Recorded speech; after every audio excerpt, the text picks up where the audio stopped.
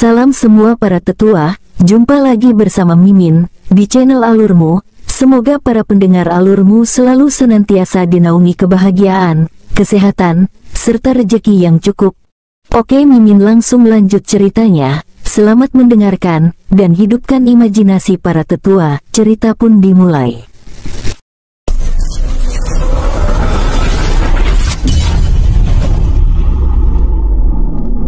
Sudah 2 hari Kinsan mencari informasi soal api ungu itu. Sayangnya, sangat sedikit informasi dari api ungu ini yang ia dapatkan.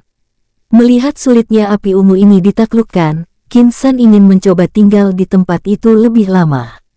Dia ingin mempelajari banyak hal terkait gerak-gerik api ungu yang ada di depannya. Kinsan akhirnya mengirimkan transmisi suara ke Qin Baihu untuk kembali ke gua di atas bukit dan menunggunya di tempat itu. Dia juga menyarankan Qin Baihu untuk meningkatkan diri dengan memakan daging buaya merah semi raja. Mata Kinsan menatap api ungu yang ada di depannya. Dia akhirnya mencoba berkultivasi di tempat itu. Setelah seharian penuh menjalankan teknik kultivasi Kaisar Langit, energinya kini kembali 100%. Apa aku bisa memurnikannya langsung? Batinnya. Dia pun kembali menutup matanya dan menjalankan teknik kultivasinya. Setelah itu, Kinsan mencoba langsung memurnikan api ungu di depannya, seperti saat dia memurnikan batu-batu spiritual sebelumnya. Sayangnya cara yang dia lakukan tetap saja gagal. Api ungu melawan dan menolak dimurnikan. Kinsan akhirnya memutuskan untuk meningkatkan alam kultivasinya terlebih dahulu. Apalagi energi di tempatnya saat ini begitu kaya. Di kota Wuji, saat ini informasi penaklukan kota Laotian oleh Kinsan sudah sampai ke telinga Patriark Qin dan orang-orang keluarga Qin. Raut wajah orang-orang keluarga Qin di aula kediaman penguasa kota nampak ceria. Mereka bangga dengan pencapaian Kinsan sejauh ini. Wajah bangga sangat nampak di raut wajah Patriark Qin yang sekaligus penguasa kota Wuji. Kehebatan cucunya bahkan sudah terdengar seprovinsi Linchen. Setiap orang yang datang ke kota Wuji, sejauh ini tidak ada lagi yang berani melanggar aturan kota. Orang-orang dari kota lain yang biasanya bersikap angkuh kini begitu sopan saat memasuki kota Wuji. Basis kultivasi Patriark Qin sendiri saat ini meningkat pesat berkat sumber daya yang ditinggalkan Kinsan serta energi kaya di jurang Gunung Wuji. Saat ini, Patriark Qin sudah berada di alam elemen tingkat 2 puncak. Sementara 5 pemuda keluarga Qin yang setia pada Kinsan saat pertarungan Gunung Wuji, Qin Xiaotian, Qin Ryu, Qin Siling, Qin Qianfan dan Qin Yu juga mengalami peningkatan kultivasi yang pesat. Berkat teknik kultivasi yang ditinggalkan Kinsan untuk mereka, serta beberapa sumber daya dan tempat berkultivasi. Kelimanya saat ini semuanya sudah berada di alam prajurit surgawi. Di antara kelimanya, Qin Xiaotian yang berkembang paling cepat dan sudah berada di alam prajurit surgawi tingkat 7 awal.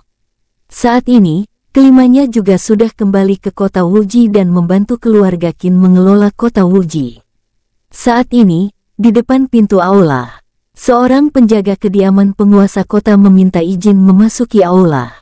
Salam Patriark. Ada tamu dari ibu kota yang ingin menemui penguasa kota. Mereka mengaku utusan dari keluarga Luo, katanya. Mendengar laporan itu, semua orang yang ada di aula kini terdiam. Mereka begitu paranoid dengan kata ibu kota.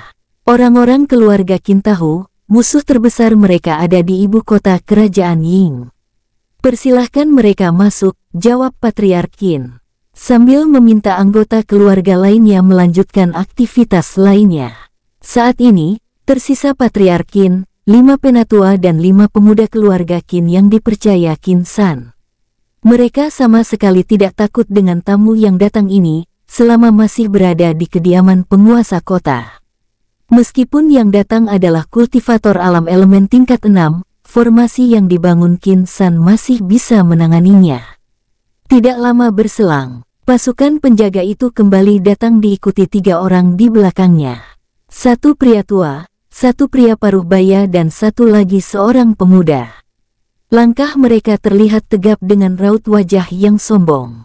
Patriark Qin dan yang lainnya menyambut ketiganya. Melihat sambutan sopan dari orang-orang di kediaman penguasa kota Wuji, membuat ketiganya semakin mengangkat dagunya. "Apa yang membawa tuan-tuan datang untuk menemuiku?" kata Qin Sun langsung ke inti pembicaraan. "Hahaha, aku suka pria tua yang lugas sepertimu," jawab pemuda yang baru datang. Patriark Sun menatap pemuda itu. Dia kini tahu, pemuda itu pasti pemimpin dari rombongan keluarga Luo ini. "Perkenalkan, namaku Luo Bojing, aku adalah putra ketiga Patriark Luo di ibu kota. Aku tidak akan menjelaskan sekuat apa keluarga Luo. Aku yakin penguasa kota Wuji pasti tahu," kata pemuda tadi dengan tangan yang disimpan di punggung. Dia sama sekali tidak memperlihatkan rasa hormat di depan Patriark Qin. Qin Xiaotian yang melihat itu mulai terpancing. Saat akan berbicara dia dihentikan penatua kedua keluarga Qin. Masih dengan wajah datar, Qin Sun berkata, "Sampaikan saja langsung, apa tujuan kalian datang jauh-jauh untuk menemuiku?" Saat kalimat itu diucapkan Patriark Qin, pria tua yang berdiri di belakang pemuda tadi melepaskan aura alam elemen tingkat 4 miliknya. "Lancang, apa begini cara kalian menyambut tamu terhormat dari ibu kota?" kata pria tua itu. Sementara Luo Bojing hanya mendengus kemudian mengalihkan pandangannya ke Patriark Qin. "Karena kamu terburu-buru, maka aku juga tidak akan mengganggu waktumu terlalu lama. Keluarga Luo ingin kota Wuji tunduk pada keluarga Luo. Aku tahu, kalian sedang diincar keluarga Yun, keluarga Luo bisa melindungi kalian. Tapi dengan syarat, kalian hanya akan menjadi pengelola kota Wuji atas nama keluarga Luo." Ucapnya sambil tidak melepaskan tatapan matanya pada Patriark Qin. Penatua kedua keluarga Qin yang berada di alam elemen tingkat 1, sudah tidak dapat menahan diri. Dia langsung mengepalkan tangannya dan juga melepaskan auranya. Sus, wus. Pemuda tadi tidak menghiraukan reaksi penatua kedua keluarga Qin, dia masih menatap Patriark Qin dengan wajah sombongnya. Patriark Qin juga menatap pemuda itu dengan sorot mata yang tajam. "Kalian kembalilah ke ibu kota. Aku tidak akan pernah tunduk pada keluarga manapun di ibu kota. Aku juga bahkan tidak takut sama sekali dengan keluarga Luo," jawab Patriark Qin datar. Pemuda itu kemudian mengambil langkah mundur dan berdiri di belakang pria tua yang ia temani. Karena mereka tidak bisa diajak bicara baik-baik. "Perlihatkan bagaimana nasib orang-orang yang menolak keluarga Luo," kata Luo Bojing. Dia sebenarnya tidak menduga, keluarga Qin begitu keras bertahan dan tidak mau tunduk. Padahal Patriark Qin hanya berada di alam elemen tingkat 2 puncak. Sementara pria tua yang enemaninya memiliki basis kultivasi alam elemen tingkat 4 puncak. Saat pria tua itu akan menyerang, suara dengungan tiba-tiba memenuhi aula. Pria tua itu tersentak dan melangkah mundur. Dia merasakan aura kematian yang begitu pekat di atas langit. Mereka memiliki formasi yang kuat. "Tuan muda, sebaiknya kita menyerah untuk sementara," gumam pria tua itu. Dari tekanan yang ia rasakan setelah suara dengungan tadi, dia meyakini dirinya sama sekali tidak dapat mengalahkan kekuatan formasi yang ada di tempat itu. Saat orang-orang itu memasuki aula, Patriark Qin memang sudah meminta orang-orang yang tinggal di aula untuk bersiap-siap mengaktifkan formasi. Setelah pemuda itu melangkah mundur, Patriark Qin langsung mentransmisikan suaranya ke 10 orang keluarga Qin untuk mulai menyalurkan energinya ke pusat formasi. "Pergilah, aku tidak ingin membunuh siapapun di antara kalian. Tapi aku hanya memberikan 1 kali kesempatan. Jangan pernah kembali ke sini lagi," kata Qin Sun. Ketiganya kemudian melangkah pergi. Patriark Qin sebenarnya sejak tadi menahan amarahnya. Dia sangat ingin mencabik-cabik ketiga orang itu. Namun dia takut hal itu malah akan membawa masalah besar ke kota Wuji. "Orang-orang dari ibu kota sepertinya sudah mulai menargetkan kita. Apa yang harus kita lakukan? Apa kita perlu mengutus orang untuk mencari tahu keberadaan Tuan Muda dan menyampaikan kondisi ini?" Kata penatua pertama, "Sepertinya, masalah besar akan datang ke kota Wuji. Untuk sementara kita mungkin bisa menahan mereka. Namun jika ini terus berlanjut aku takut kita tidak bisa bertahan lama lagi." Sambung Penatua kedua. Patriark Qin akhirnya memutuskan membawa sebagian orang-orang keluarga Qin ke jurang yang ada di Gunung Wuji. Jurang itu adalah tempat terbaik untuk berlindung. Bahkan selama ratusan tahun, jurang itu hanya bisa ditemukan oleh dua orang, yakni Qin San dan ibunya. Namun dia juga melarang keluarga Qin untuk mencari Qin San dan memberitahu kondisi yang saat ini dihadapi keluarga Qin. Sementara itu, 1 bulan sudah berlalu sejak Qin San memasuki kedalaman sungai. Saat ini dia masih dalam posisi duduk bersila. Qin San masih terus menjalankan teknik kultivasinya. Selama 1 bulan ini, dia terus berkultivasi menaikkan basis kultivasinya dan kekuatan jiwanya. Qin San berhasil menerobos 2 alam kecilnya. Dari prajurit surgawi tingkat 9 awal ke prajurit surgawi tingkat 9 puncak. Sementara kekuatan jiwanya sudah berada di prajurit surgawi tingkat 9 awal. Meskipun merasakan dinding batas alam besarnya sudah menipis, namun dia tidak ingin lagi terlalu lama di tempat itu. Entah kenapa, dia merasakan firasat buruk. Qin San memeriksa dantiannya. Dia melihat pagoda 9 tingkat kini mulai terbentuk lebih nyata. Sepertinya akan berdiri kokoh dan nyata saat aku sudah menerobos ke alam elemen. Batinnya, sejauh ini, dia hanya memungsikan pagoda 9 tingkat untuk memperkuat auranya. Selebihnya, adalah gerakan sendiri dari pagoda itu tanpa kontrol dari Qin San. Dia membuka matanya. Api ungu masih menyala terang di depannya. Sangat dekat dengan dirinya. Namun dalam 1 bulan ini, beberapa kali dia mencoba kembali untuk menangkap api ungu, namun tetap saja masih gagal. Kenapa aku tidak mencoba menggunakan kekuatan jiwaku? Kenapa aku tidak kepikiran? Selama ini, pikirnya, Qin San kembali memusatkan pikirannya ke api ungu yang ada di depannya. Dia kemudian melepaskan kekuatan jiwanya menyelimuti api ungu itu. Api ungu tiba-tiba berdesir saat kekuatan jiwanya makin mempersempit ruang geraknya. Ternyata begitu, batin Qin San. Dia menambah kekuatan jiwanya dan terus mempersempit ruang gerak api ungu. Api ungu itu bergetar hebat menimbulkan riak cahaya merah yang makin menyala. Butir keringat juga mulai menetes dari kening Qin San. Saat ini dia tahu, api ungu itu sebenarnya memiliki jiwa. Hanya dengan kekuatan jiwa yang bisa menaklukkan jiwa lainnya. Setelah 1 jam mengurungnya dengan kekuatan jiwa, api ungu itu akhirnya mulai diam. Ini berhasil. Batin Qin San dengan suasana hati bahagia. Dia kembali menjalankan teknik kultivasi Kaisar Langit untuk memurnikan api ungu. Setelah melawan beberapa kali, api ungu itu akhirnya menyerah dan berhasil diserap Qin San ke pusat energinya. Saat api ungu memasuki dantiannya, ruang kosong yang tercipta di lubang itu mulai runtuh dan diisi air sungai. Bahaya mulai mengintai Qin San saat ia merasa dantiannya akan meledak karena hadirnya api surgawi itu di pusat energinya. Gawat, aku benar-benar bodoh. Aku bahkan tidak punya harta untuk mendinginkan dantianku, gumamnya. Saat Qin San merasa putus asa dan ingin menarik api surgawi itu keluar dari pusat energinya, pagoda 9 tingkat tiba-tiba bereaksi dan mengisap api ungu masuk ke dalamnya. Kenapa bisa seperti ini, batinnya. Qin San masih dalam posisi duduk bersila. Dia masih menjalankan teknik kultivasinya dan mengamati pusat energinya. 1 jam, 2 jam, 3 jam. Pagoda 9 tingkat tiba-tiba kembali bergetar dan melemparkan keluar api ungu ke pusat energi Qin San. Anehnya, Qin San sama sekali tidak lagi merasakan panas pada dantiannya. Apa yang terjadi, batinnya? Dia terus mengamati api ungu itu. Setelah beberapa saat, Qin San yakin api ungu itu telah dimurnikan oleh pagoda 9 tingkat yang ada di dantiannya. Qin San mulai membuka matanya. Dia mengangkat tangannya dan memusatkan pikirannya. Ngung-ngung, suara berdesir di telapak tangannya. Api berwarna ungu kini menyala di telapak tangannya.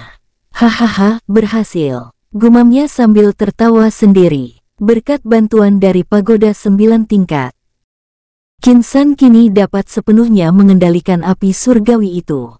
Dia berdiri dan kembali berenang untuk keluar dari lubang. Sudah 1 bulan lebih dia di lubang itu. Setelah 2 jam, Qin San akhirnya sampai di permukaan sungai. Dia mengeluarkan energi Qi-nya untuk mengeringkan tubuhnya kemudian berjalan ke arah bukit. Dia ingin menjemput Qin Baihu. Saat di pinggir sungai tadi, dia merasakan Qin Baihu juga sedang dalam masa krisis peningkatan diri. Qin San berhenti di luar gua. Dia tidak ingin mengganggu proses peningkatan diri harimau putih. Ngaum, awo, auman Qin Baihu menggetarkan gua dan hutan dalam jarak yang jauh. Qin San bisa merasakan kekuatan dahsyat dari auman Qin Baihu. Namun di balik auman itu, Qin San juga tahu, Qin Baihu sedang menahan rasa sakit akibat pengembangan diri yang ia lakukan. Setelah 2 jam menunggu, sosok besar dengan bulu bercahaya berjalan dari dalam gua. Dia adalah Qin Baihu. Bulunya saat ini terlihat putih bersih, beberapa garis emas yang awalnya terdapat di bulunya kini tersisa sangat sedikit. Apakah Qin Baihu ini keturunan harimau putih yang legendaris itu? Batinnya. Selama ini, Qin San tidak pernah menghubungkan Qin Baihu dengan kaisar binatang spiritual kuno, harimau putih. Selain Qin Baihu yang terlihat lebih biasa-biasa saja, harimau itu juga memiliki beberapa garis emas di bulunya. Sementara binatang spiritual kuno, harimau putih, seluruh bulunya disebutkan berwarna putih mengkilat. Qin San bisa merasakan saat ini kekuatan Qin Baihu juga meningkat pesat. Tingkat sihir tahap akhir, batin Qin San. Mata Qin Baihu terlihat lebih jernih. Dia memandang Qin San dengan penuh hormat. Sebagai makhluk yang sudah saling terkait, mereka bisa sama-sama merasakan langsung basis kekuatan masing-masing. Kamu tambah kuat Tuan. Apakah ada yang kamu dapatkan di bawah sana? Aku merasakan ada yang beda dari aura Tuan. Suara dewasa Qin Baihu terdengar di benak Qin San. Qin San hanya mengangguk kemudian mengelus kepala Qin Baihu. Ayo kita lanjutkan perjalanan, kata Qin San. Mereka berdua mulai berjalan menuruni bukit. Setelah menyeberangi sungai, keduanya berjalan dengan kecepatan tinggi menuju kota Fuyu. Qin Baihu terus berlari dengan Qin San yang duduk di punggungnya. Kecepatan Qin Baihu saat ini meningkat pesat. Qin San memperkirakan kecepatan Qin Baihu sama dengan kecepatan kultivator alam elemen tingkat 7.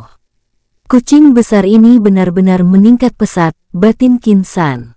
Setelah berlari selama 5 jam, mereka akhirnya tiba di pinggiran hutan. Qin San dan Qin Baihu mulai berjalan beriringan. Dia tidak lagi memasukkan Qin Baihu ke cincin ruangnya. Tujuannya ke kota Fuyu adalah memberikan peringatan pada keluarga-keluarga besar dan penguasa kota yang ada di tempat itu. Dari pinggiran hutan, Qin San mulai berjalan di jalanan setapak bersama orang lainnya yang melalui jalur itu. Beberapa orang memandang Qin San dan tidak berani mendekat. Siapa yang berani mendekati orang yang berjalan bersama harimau besar? Meskipun tingkatan Qin Baihu sama sekali tidak dapat diketahui orang-orang ini, tetap saja auranya begitu mendominasi. Setelah lebih dari 30 menit, di depannya saat ini berdiri tembok tinggi. Qin San berjalan ke arah gerbang. Ada 3 pintu yang disiapkan untuk memasuki kota. 1 pintu untuk orang biasa, 1 pintu untuk para keluarga besar kota Fuyu dan 1 pintu dikhususkan untuk kultivator yang menunggangi binatang spiritual. Pintu ketiga seperti baru beberapa hari ini selesai dibangun. Qin San tidak tahu pembagian pintu itu. Dia hanya berjalan ke salah satu pintu kosong. Saat berada di depan pintu, salah satu penjaga dengan sopan mengarahkan Qin San ke pintu khusus kultivator yang menunggangi binatang spiritual. Dia tidak ingin merepotkan para penjaga itu. Apalagi cara mereka menyapanya juga terdengar sangat sopan. Qin San dan Qin Baihu berjalan ke pintu yang ditunjukkan. Setelah membayar 20 batu spiritual tingkat rendah, Qin San berjalan memasuki kota. Dia mencari kedai minuman dan makanan yang ramai pengunjung. Di kota manapun, tempat terbaik untuk mencari informasi adalah di kedai minuman. Di tempat seperti itu, berbagai golongan berkumpul dan saling berbicara. Bahkan tanpa bertanya pun, Kadang informasi yang ingin diketahui bisa terdengar dari pembicaraan orang-orang. Qin San duduk di meja yang berada di tengah-tengah. Seorang gadis datang menghampirinya. "Tuan mau pesan apa? Kami menyediakan berbagai daging binatang buas. Kami juga memiliki daging binatang spiritual serta beberapa pilihan minuman spiritual," kata gadis itu dengan senyuman di bibirnya. Qin San akhirnya memesan 15 potong daging panggang binatang spiritual dan teh spiritual. Dia meminta pelayan itu mengantarkan 10 potong daging panggang ke Qin Baihu yang berada di luar kedai. Pelayan yang mendengar pesanan itu meminta Qin San mengulanginya. Dia kira dirinya sudah salah dengar. 1 potong daging spiritual panggang saja seharga 100 batu spiritual. Sementara pemuda di depannya memesan 15 potong. Jika di total angkanya begitu besar di telinganya yang hanya mendapatkan upah 150 batu spiritual tingkat rendah dalam sebulan. Setelah mendengar Qin San memesan dengan menyebut angka yang sama, pelayan itu pergi dengan wajah sumringah. Sangat jarang ada pelanggan seroyal itu berbelanja makanan. Bahkan binatang spiritualnya pun dia pesankan daging panggang. Orang dari mana pemuda ini? Benar-benar angkuh. Benar, apa kamu tadi mendengarnya? Dia bahkan memesankan harimaunya 10 potong daging spiritual panggang. Orang-orang yang mendengar pesanan Qin San saling berbisik. Selama mereka tinggal di kota Fuyu, belum pernah ada yang memesan daging spiritual panggang seperti Qin San. Bahkan para tuan muda dari keluarga besar di kota Fuyu juga tidak pernah seboros Qin San. Qin San tidak ingin menghiraukan orang-orang itu. Dia duduk sambil menutup matanya dan memasang pendengarannya. Dia ingin tahu sebanyak mungkin tentang kota ini. Dia banyak menerima informasi mengenai kota Fuyu dari pembicaraan orang-orang di kedai ini. Setelah 1 jam, pelayan itu datang membawa 5 potong daging spiritual panggang pesanannya serta 1 kendi teh spiritual. "Aku sudah mengantarkan dagingnya untuk harimau tuan," kata gadis itu. Qin San mengangguk dan memberikan 10 batu spiritual tingkat rendah pada gadis itu sebagai tip. Wajah gadis pelayan itu merekah bahagia. Baru kali ini dia melayani pelanggan yang memberinya tip sebanyak itu. Biasanya paling tinggi hanya 1 batu spiritual. Kebanyakan hanya memberikan tip dari koin.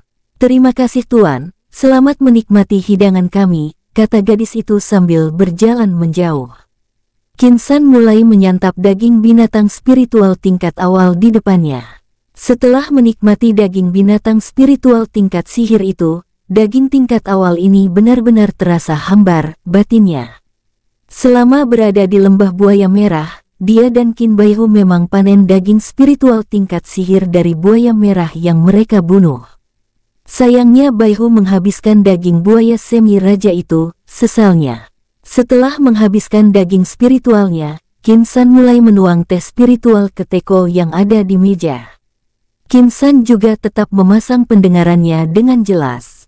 Dia ingin menyaring tiap informasi yang ada di tempat ini. "Apakah kamu tahu," katanya kota Wuji, yang baru saja mengalami perubahan besar saat ini dalam situasi kekacauan.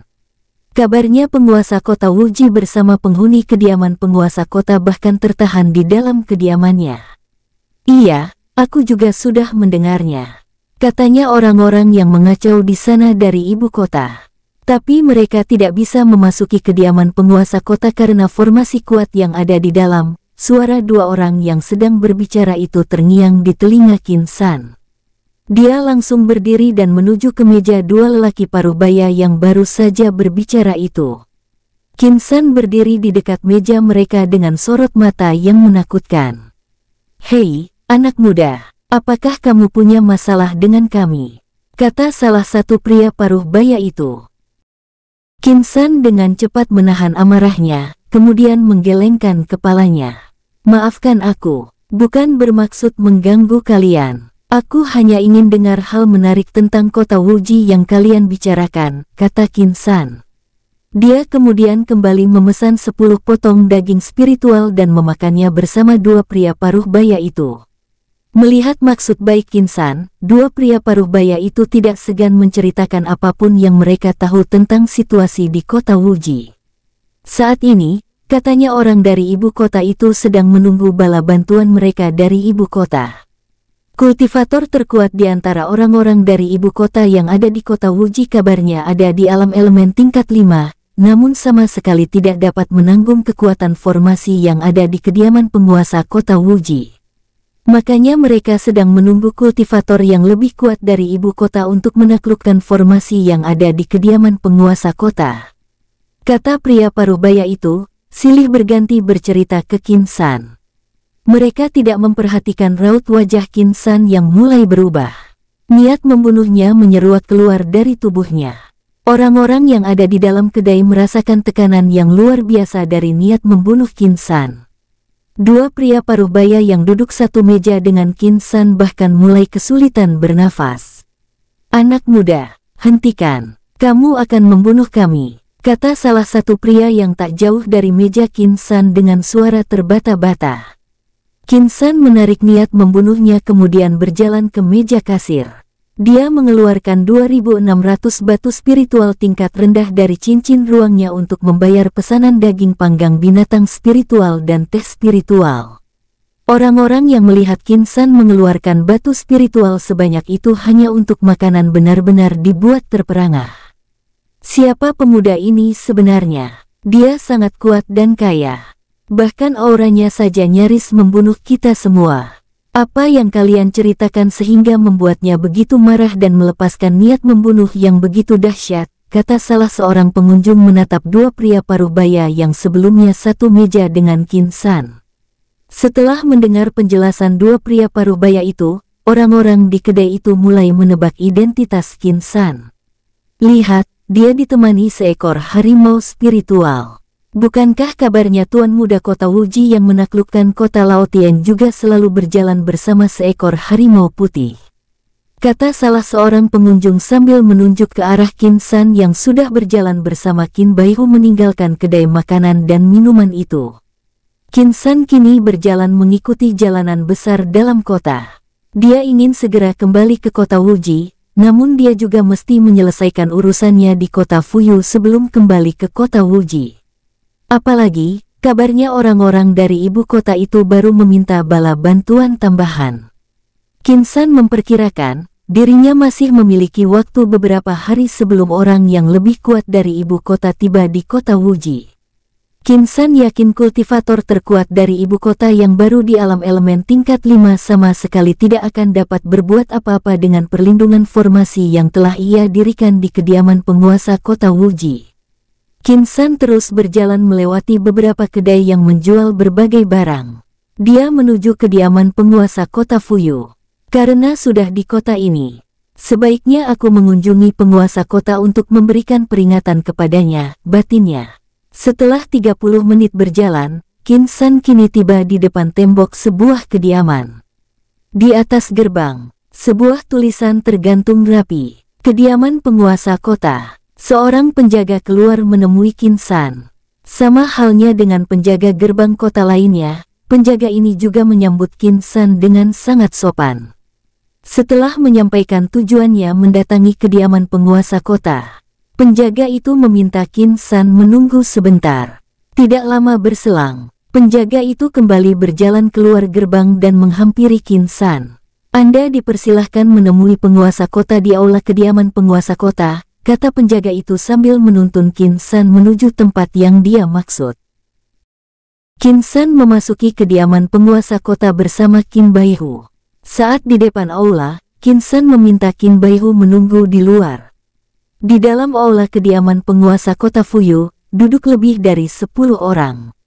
Pria tua dengan jubah abu-abu duduk di salah satu kursi utama. Ada 2 kursi utama di dalam aula itu. Satunya lagi tidak ada yang menduduki. Di antara lebih dari 10 orang itu, ada juga yang masih berusia muda. 2 di antaranya bahkan seorang gadis. Perawakannya tinggi, dengan bentuk wajah oval dan menarik. Qin San berjalan masuk dengan raut wajah datar. Orang-orang itu kemudian berdiri menyambut Qin San. Pria tua berjubah abu-abu kemudian maju dan meminta Qin San duduk di kursi utama lainnya. Qin San mengerutkan dahinya. Dia tidak tahu kenapa orang-orang ini menyambutnya seperti tamu yang terhormat. Apakah mereka mengenalku? Batinnya. Silahkan Tuan Muda Qin. Perkenalkan, aku Fan Guang, penguasa kota Fuyu. Mereka ini semua anggota keluarga Fan. Ini cucuku, Fan Lei dan Fan Mei. Ini penatua pertama keluarga Fan, kata pria tua itu dengan hormat sambil memperkenalkan satu persatu orang-orang yang ada di dalam aula, termasuk dua gadis yang duduk di depan Qin San. Sejak membantai keluarga Gao di kota Laotien, nama Qin San memang sudah begitu tersohor di provinsi Linchen, kerajaan Ying. Cerita soal dirinya termasuk ciri-cirinya mulai beredar luas. Sejak saat itu, penguasa kota Fuyu sudah memerintahkan para penjaga kota Fuyu untuk berhati-hati dan bertindak sopan pada para kultivator yang memasuki kota Fuyu. Utamanya jika orang itu adalah seorang pemuda yang ditemani harimau putih. Saat ingin memasuki kediaman penguasa kota, orang-orang keluarga Fan sudah memastikan Qin San pasti pemuda yang sudah menggemparkan provinsi Linchen itu. Mereka hanya merasa heran, Qin San masih sempat mengunjungi kota mereka saat kota Wuji sedang dalam kekacauan. Karena orang-orang ini sudah menebak dengan benar identitasnya, Qin San langsung ke tujuan utamanya. Karena tuan penguasa kota sudah tahu identitasku, aku tidak perlu memperkenalkan diri. Aku kesini tidak bermaksud buruk. Aku hanya ingin meminta penguasa kota untuk mengingatkan kekuatan di kota Fuyu ini untuk tidak mengganggu di kota Wuji.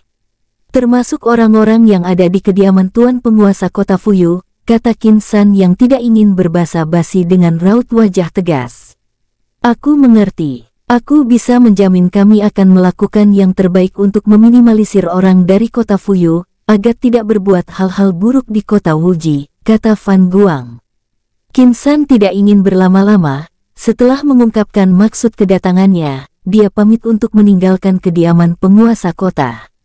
Dia sama sekali tidak melirik dua gadis yang duduk di depannya, yang sejak awal dia masuk terus menatapnya. Kedua gadis itu memang masih kalah jauh dari Su Hongli dan Lian Yin. Sejak berpisah dengan dua gadis itu, beberapa kali wajah keduanya terlintas di pikirannya. Namun dia belum mau terjebak dengan urusan wanita. Perjalanannya masih panjang. Pemuda yang benar-benar punya tekad dan komitmen yang kuat, batin penguasa kota Fuyu. Dia sengaja meminta kedua cucunya duduk di depan Qin San untuk menarik perhatian pemuda itu. Namun sayang sekali, triknya tidak dapat menggoyahkan Qin San. Qin San mulai berjalan menjauh meninggalkan gerbang kediaman penguasa kota. Dia menunggangi Qin Baihu yang berjalan menuju gerbang kota. Dia ingin meninggalkan kota Fuyu dan segera kembali ke kota Wuji. Hatinya tidak tenang sejak mendengar kekacauan di kota Wuji. Dari kota Fuyu ke kota Wuji sendiri, Qin San membutuhkan 3 hari perjalanan dengan kecepatan Qin Baihu saat ini. Qin San dan Qin Baihu saat ini sudah melangkah keluar dari gerbang kota Fuyu. Dia meminta Qin Baihu untuk berlari menggunakan kecepatan tertingginya kembali ke kota Wuji. Setelah seharian penuh berlari, Qin San merasa kasihan pada Qin Baihu. Saat melalui tengah hutan, Qin San akhirnya meminta Qin Baihu untuk berhenti di bawah pohon besar. Kita istirahat dulu, kamu pasti kelelahan, kata Qin San sambil menatap Qin Baihu. Kekuatan Qin Baihu memang sedikit terkuras. Walaupun dia sebenarnya masih mampu berlari hingga seharian penuh sebelum harus beristirahat. Qin San tidak mungkin membiarkan Qin Baihu menguras kekuatannya hingga habis. Dia tahu, itu akan mengganggu perkembangan Qin Baihu ke depan. Qin San mengeluarkan beberapa potong daging buaya merah tingkat sihir.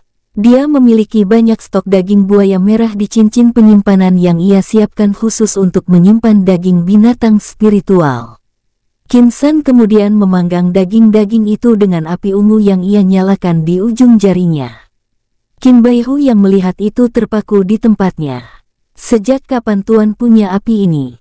Batin Qin Baihu. Kenapa daging ini jauh lebih enak rasanya dibanding sebelum-sebelumnya? Kata Qin San yang dibalas anggukan oleh harimau putih itu. Mungkin pengaruh apinya Tuan, jawaban Qin Baihu yang terdengar di benaknya membuat Qin San mengerti alasannya. Mereka berdua terus menyantap daging panggang. Kecepatan dalam memanggang daging dengan menggunakan api ungu juga meningkat drastis. Biasanya mereka butuh waktu hingga 2 jam untuk memanggang beberapa potong daging. Saat ini, Qin San hanya butuh 30 menit. Selesai menyantap daging spiritual tingkat sihir, Qin San memejamkan matanya dalam posisi duduk bersila. Dia kembali menjalankan teknik kultivasi Kaisar Langit. Qin San ingin menerobos ke alam elemen sebelum tiba di kota Wuji. Dia tidak tahu sekuat apa kultivator yang katanya sedang dalam perjalanan dari ibu kota ke kota Wuji. Dia tidak ingin ceroboh. Saat berada di lubang di sungai markas buaya merah, Qin San sebenarnya merasakan dinding pembatas alam kultivasinya sudah mulai menipis. Hanya butuh sedikit usaha untuk menerobos. Dia tidak menerobos saat itu, karena merasakan firasat buruk. Saat ini, dia tahu kenapa dia tiba-tiba merasakan hal itu. Semuanya pasti terkait dengan situasi di kota Wuji. Qin San terus menyerap energi yang disalurkan ke dantiannya. Setelah 5 jam, dia mulai merasakan retakan di pembatas alam kultivasinya. Sayangnya retakan itu belum mampu membuat pembatas itu hancur. Qin San menggeretakkan giginya dan terus berusaha menerobos alam besar. 5 jam berikutnya, butiran keringat mulai terlihat di dahi Qin San. Hancurkan, pekiknya dalam hati. Langit di atas Qin San tiba-tiba seperti akan runtuh. Awan gelap mulai menutupi langit. Gemuruh suara guntur terdengar menggelegar. Qin San merasakan dirinya sedikit lagi akan menerobos ke alam elemen. Dia membuka matanya dan menatap tajam ke arah langit. Baihu, menjauh dari sini, perintah Qin San. Dia tidak tahu kenapa fenomena alam seperti ini tiba-tiba muncul di saat genting kultivasinya. Namun dia menduga, ini dipengaruhi oleh keinginannya untuk menerobos ke alam elemen. Tuan, ini sepertinya hukuman langit. Tuan harus bertahan dari cobaan kesengsaraan ini. Suara Qin Baihu terdengar di benak Qin San sambil berlari menjauh dari tempat itu. Semakin dewasa, pengetahuan Qin Baihu juga semakin baik. Itu adalah pengetahuan alami binatang spiritual tertentu. Qin Baihu bahkan tidak mengerti pengetahuan itu tiba-tiba muncul di kepalanya. Apa aku akan menghadapi cobaan kesengsaraan? Bukankah kultivator akan menghadapi cobaan kesengsaraan saat akan menerobos ke alam Raja Surgawi? Batin Qin San sambil menatap langit dengan niat bertarung yang tinggi. Di balik awan hitam cahaya mulai menghiasi langit. Setelah beberapa saat, kilatan petir berwarna ungu membentuk garis yang indah dan menargetkan Qin San yang sedang duduk bersila. Qin San mengaktifkan kekuatan tubuh raja miliknya. Saat ini, dia siap menghadapi cobaan langit. Sorot matanya bahkan tidak menyiratkan ketakutan sedikit pun. Qin San mendongak dengan raut wajah menantang. Kemarilah, aku ingin lihat, apakah langit juga ingin membunuhku? Suaranya menggelegar memecah kegelapan malam. Jeder, duar. Petir menyambar tubuh Qin San disertai ledakan luar biasa di area itu. Qin San menggeretakkan giginya dan berdiri dari duduknya. Matanya menyala menatap langit. Retakan di pembatas basis kultivasinya semakin besar. Bibit petir kembali terlihat di langit yang gelap. Jedir, duar. Petir kembali menyambar. Tubuh Qin San saat ini penuh luka menganga. Sial, kenapa langit cepat sekali murka padaku, batinnya. Namun setelah itu, bibirnya menyunggingkan senyum. Duar, duar, duar. 6 ledakan yang teredam terdengar dari pusat energinya. Dinding pembatas pada dantiannya akhirnya runtuh. Basis kultivasinya saat ini langsung menerobos ke alam elemen tingkat 2 puncak. Qin San tidak tahu jika warna petir yang muncul di langit berbeda dengan petir yang selama ini menyambar kultivator yang menghadapi cobaan kesengsaraan. Dia memang belum pernah menyaksikan seorang kultivator mengalami cobaan kesengsaraan. Sepertinya langit juga cemburu dengan bakat tuan. Langit bahkan mengirimkan petir surgawi. Benar-benar bakat yang langka, batin Qin Baihu yang memperhatikan Qin San dari jauh. Beberapa tulang di bagian tubuhnya bahkan mulai terlihat. Qin San tidak punya jalan mundur. Dia harus menyelesaikan cobaan kesengsaraan terobosannya. Nafasnya saat ini terlihat sangat berat. Setelah 2 kali sambaran petir, awan gelap di langit masih saja belum pergi. Jika dia hanya memiliki kekuatan tubuh fana, mungkin saat ini Qin San sudah mati. Binatang buas dalam jarak puluhan kilometer bahkan semuanya menatap ke langit. Mereka baru menyaksikan fenomena seperti itu. Di langit kilat kembali mengeluarkan cahayanya kemudian mulai menyemburkan petir ke arah Qin San. Saat ini, seluruh pakaiannya sudah hancur. Qin San mengangkat kepalanya. Pertahanannya saat ini sangat rapuh. Dia bahkan tidak tahu, masih bisa bertahan dari petir ungu ketiga ini atau tidak. Pil energi emas di dantiannya saat ini mulai terbentuk kembali. Bentuknya lebih padat dan diameternya bertambah besar.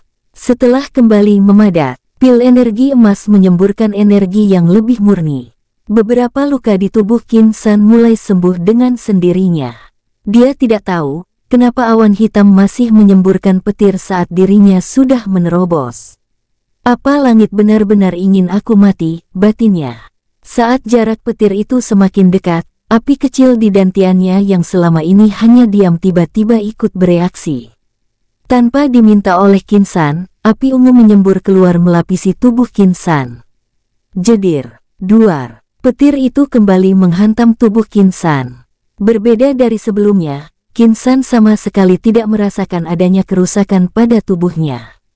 Api ungu ini bisa menyerap petir.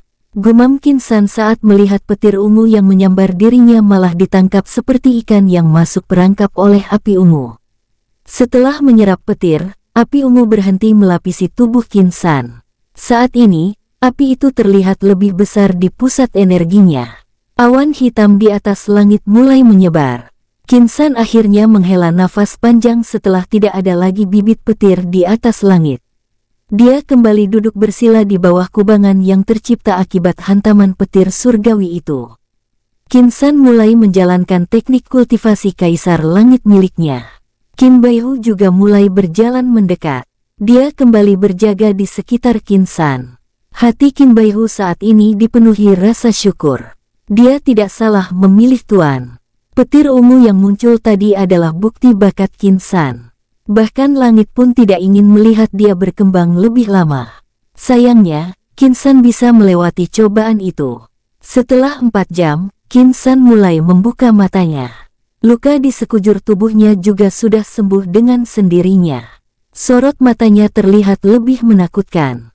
Jika diperhatikan dengan baik, akan terlihat warna ungu menyala di pupil matanya. Saat ini matahari pagi kembali muncul di langit yang terang. Qin San berdiri dari duduknya dan menyunggingkan senyum ke arah Qin Baihu. Selamat tuan, Anda sudah kembali menerobos. Anda benar-benar bakat yang menentang langit. Bahkan langit pun tidak ingin Anda terus berkembang, kata Qin Baihu yang terdengar di benak Qin San. Qin San menyengir mendengar pujian Qin Baihu. Sejak kapan kau suka memujiku? Balas Qin San sambil berjalan ke arah Qin Baihu. Bisakah tuan menggunakan pakaian dulu baru berbalik ke sini? Suara Qin Baihu kembali terdengar di benak Qin San. Dia baru tersadar jika saat ini tidak ada lagi pakaian di tubuhnya. Setelah mengganti pakaiannya, dia menaiki punggung harimau putih kemudian kembali melanjutkan perjalanannya. Dia tidak ingin lagi membuang waktu. Saat di atas punggung Qin Baihu, Qin San merasakan keanehan pada pusat energinya. Energi yang ada di dantiannya seperti berkurang dengan sendirinya. Dia merasa sudah kehilangan 2% dari energi yang ada di dantiannya secara berangsur-angsur. Namun setelah beberapa jam, pengurangan energi di pusat energinya mulai berhenti. Qin San ingin secepatnya kembali ke kota Wuji, sehingga dia tidak mempedulikannya lagi.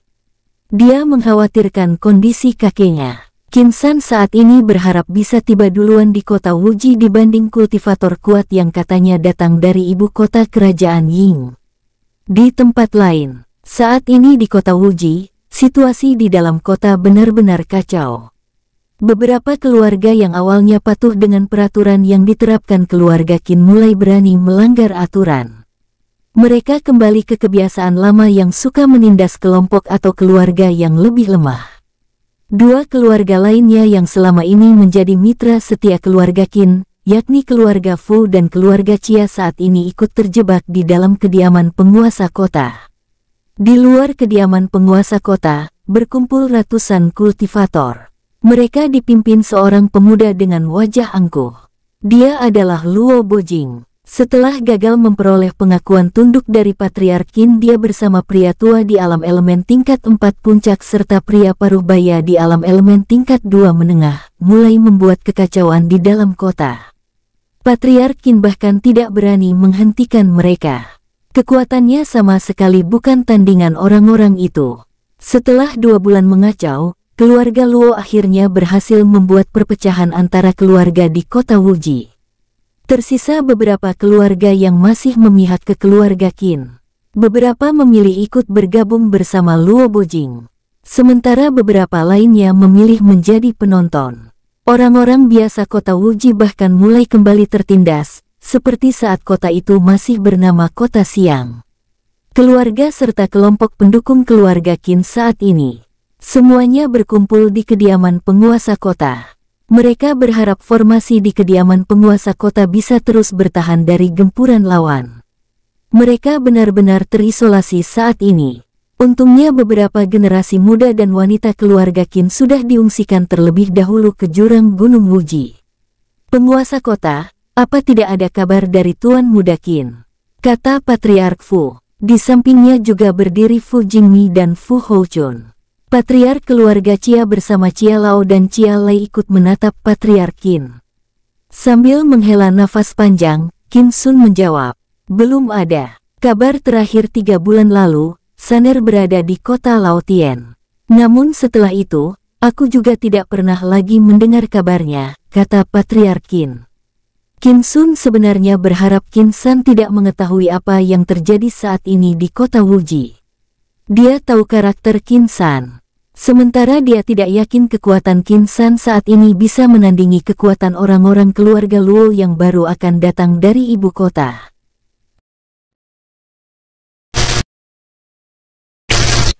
Bersambung, sampai ketemu di episode selanjutnya. Semoga kalian semua selalu terhibur, dan terima kasih.